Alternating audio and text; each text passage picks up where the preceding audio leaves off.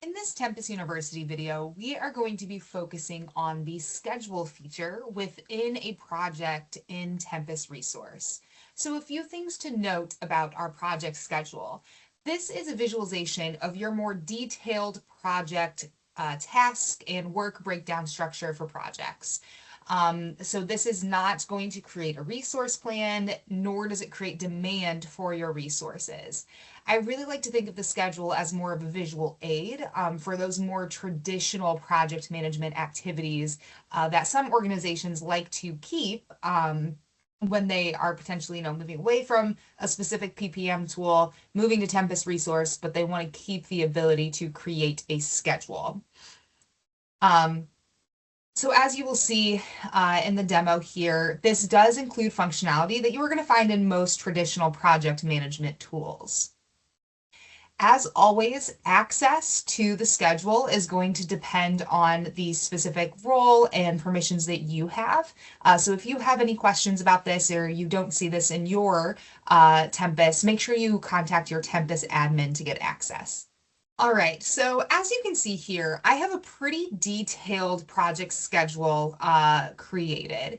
Now, why I wanted to start with what is already created is pretty simple. I want to show what is possible and show that end state so we can kind of work backwards. So here we have all of our tasks, summary tasks, subtasks, sub-subtasks. Right now we have everything collapsed. We have this condensed. So we can see here we have our summary task, we have the duration of that summary task, which is going to include, of course, all of the tasks underneath it. We have the start date of that summary task, the finish of that summary task as well. And then you can see over here, we have the visualization of the Gantt at that higher level. So let's dig into this a little bit more. So as soon as I click this expand all button, you can start to see this schedule really come to life. So you can start to see, those individual tasks within that summary task, the specific days when it comes to the duration, the start dates, the end dates. As I scroll down, you will see that the Gantt over here, that more visual piece of the schedule is going to scroll with me. And you can start to see here, some of those summary tasks, subtasks, sub-subtasks, as we go on. So a few things to note about this. The black bar up here is going to represent a grouping. So this is going to represent that summary task, whereas the individual Gantts right here are going to represent these tasks within that. And of course, it's going to, display as the duration is. You will notice as we kind of move on, we have these red or pink diamond shapes here. These are representing a milestone. A milestone within a schedule is going to be represented by a 0-day duration, and your schedule will automatically mark that as a milestone. As we go on, we can start to see, more of our tasks and subtasks, summary tasks, more of our milestones as well, all the way to, the completion of our project here. Now, a few things to note. I am viewing this schedule over here, all of the Gantts, if you will, by month. You can break this down to be as high as a year, which for our project is not a good option. You can go quarterly, monthly, which is where we were originally. You can go weekly, which may be a good option, for some of those more specific, tasks that may be a little bit shorter, multiple days long, but a little bit shorter. You could have that here. And then, of course, you could go down to that individual day level as well. Now, the day level may or may not be relevant. It just depends on what level of granularity you have. So I'm going to stick to this higher level month granularity. So a few things to note about the schedule here. Before we kind of dive into the intricacies of our summary tasks and tasks, you can pull in specific columns to this view. So for example, we can pull in the predecessors. So here Pretty simple schedule. My predecessor is just the task right before it. We can pull in the WBS as well. So 1.1, and you will notice as we get down into some of those sub tasks, we start to get more granular with that WBS number. You can pull in the task type. So in this example, mine is just a fixed duration. If we were to assign resources, we could have that display as well. If you wanted to track percentage complete, you could pull that in too. And then you could also put in the work, which is going to relate to the resource who is represented on that task. I'm going to clean up this screen just a little bit before we really dive into what you can do with your tasks. So as you have to with the single project allocation grid in Tempus, you do have to check out the schedule in order to make any changes to it. So here, you can double click into this. You could change the name of the task. You could double click into the dates of the task as well and really start kind of editing your schedule that way. Additionally, when you click into the ellipses next to a task, you are going to be able to kind of edit all of the information plus more right within this modal window, if you will, this pop-up. So here we just have the general information, the duration, the work, the start date, finish date, WBS number, fixed duration for that task type, and percentage complete. Here we can also define that predecessor. You can also add assignment. And like I said, the schedule is not going to create a demand plan. It is not going to truly assign your resources. Tempus Resource is a resource management tool. All of the assignment, allocation, FTE hours, FTE percentage, that is done in the allocation grid. And you can also have specific notes on your task. And these notes will be available to anyone who has access to this task. You can also edit your predecessor right in here. You could just type, which line item you would like. Same with your percentage complete as well. So you have quite a few options for where to edit this information. Now, as we go down, you can start your indentation, if you will. This is how you indent here. So if I were to do that, this makes the summary task, a task, and then a subtask within the structure. You can also link or set those predecessors as well. So if I wanted to link all of these here, I could choose to do that. It's going to unlink because I just linked them. Additionally, you can delete or you can add a task as well. You're going to delete this line just to keep this a little bit cleaner. Now, one thing I want to mention is this critical path button. So even if I were to, not have my schedule checked out, when you have this selected, the schedule is going to denote the items that are critical to that last task. So for us, this is representing an implementation of a ePMO software, and it is pointing out that these two last tasks, which really are the hypercare or implementation maintenance, and then also the change window to make changes based on any feedback, are really part of that critical path.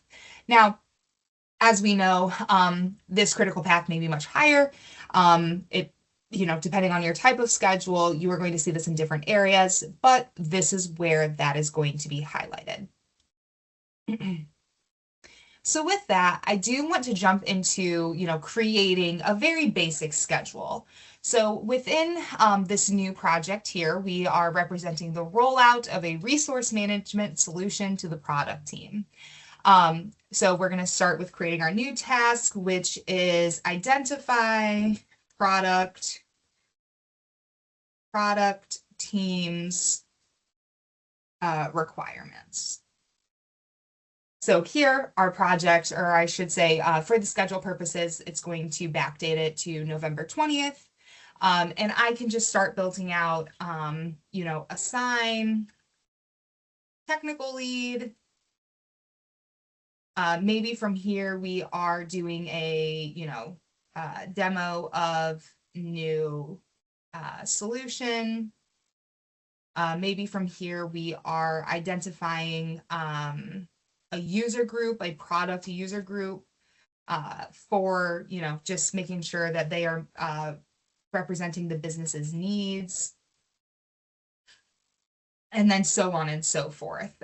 We can, continue building that schedule. So within here, I like to do a few things. I like to set my duration first. So identify the product requirements. Maybe this is going to take us 30 days. Assigning that technical lead. This may be a process that maybe takes us about 5 days. Demo of new solution. Maybe this is something that we want to do over a span of 2 business weeks. And then identifying that product user group. Maybe this will take us another 5 days. So I personally like to build out my durations before I really determine what those start dates are. That may be relevant for you, that may not be, but this is just what I prefer to do. Now, I like using this interface here. So if I want my start date to be something different, or if I want to determine the predecessor, I can do a select all, and I could link all of these tasks here. So you will see my start and finish has changed based on the durations that I have created.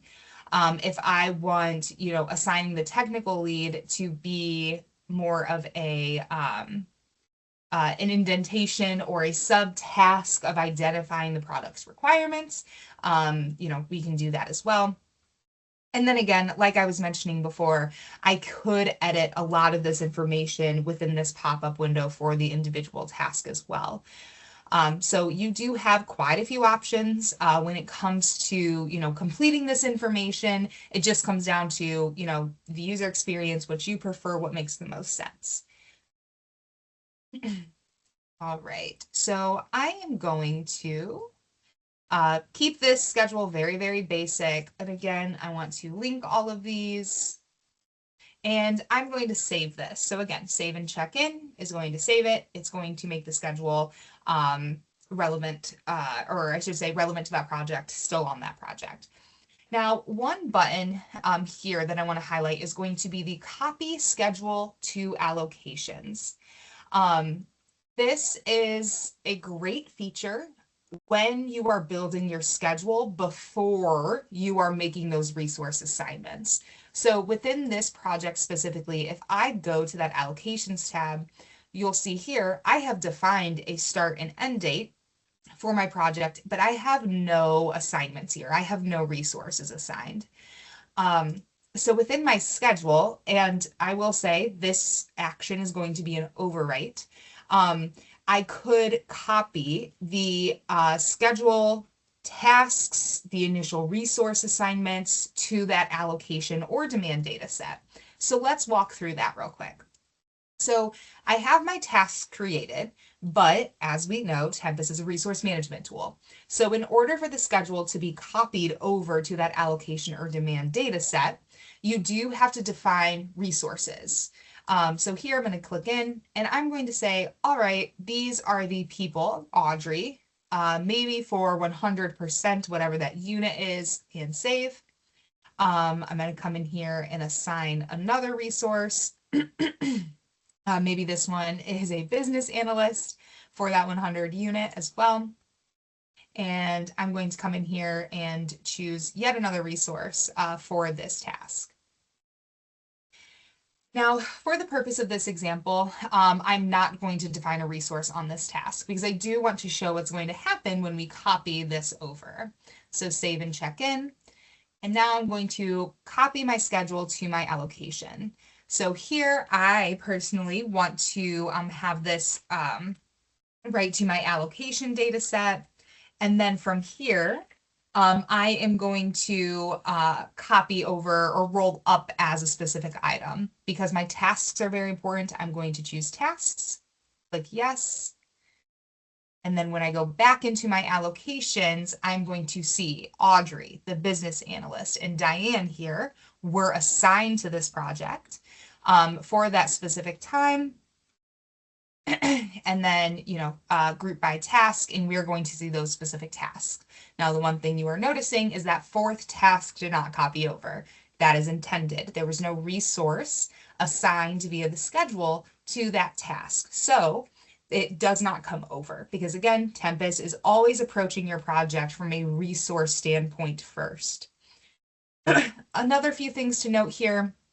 2 of our resources did require resource manager approval, so the resource request workflow, those did come over as pending, which is to be expected. So the schedule, again, great tool, great visualization when it comes to that more traditional waterfall style work breakdown structure, task plan, if you will, within the project. But I truly only recommend using the schedule, specifically the copy to the allocations data set, when you're first getting started. That is going to be an overwrite. So you want to make sure that you are not changing any of your allocation data when you do that copy over. All right, thank you so much for your time today. If you have any more questions about schedule, please reach out to your customer success manager or the Tempus support team, and make sure to check out our other Tempus University videos. Thank you.